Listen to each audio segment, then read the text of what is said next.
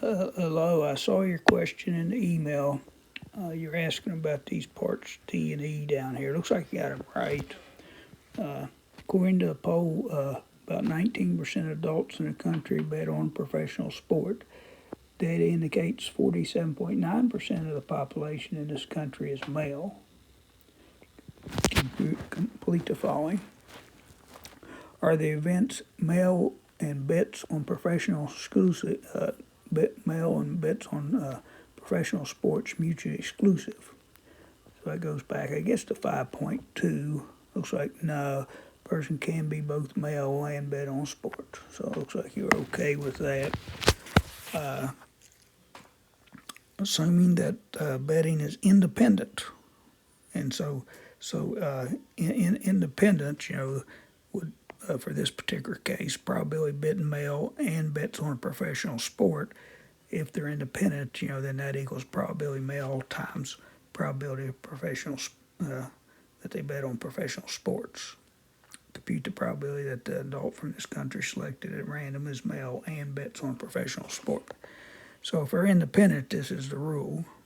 If they weren't independent, then he'd put a slash here, given that they're male, and we need that information.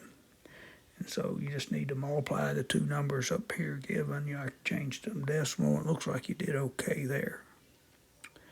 Then use part B, compute the probability that an adult from this country selected at random is male or bets on a sport. So, changing from an and to an or, this is the formula here. It's probability male plus probability that they bet on a professional sport minus probability they're male and bet on professional sport. So, you just take this number plus this number and subtract what you get from this part here. Looks like you did okay. I guess now we're getting down to your question. The poll data indicates 11.7% of the adults in this country are male and bets on professional sport. And so this number is indicating something different than what you have here.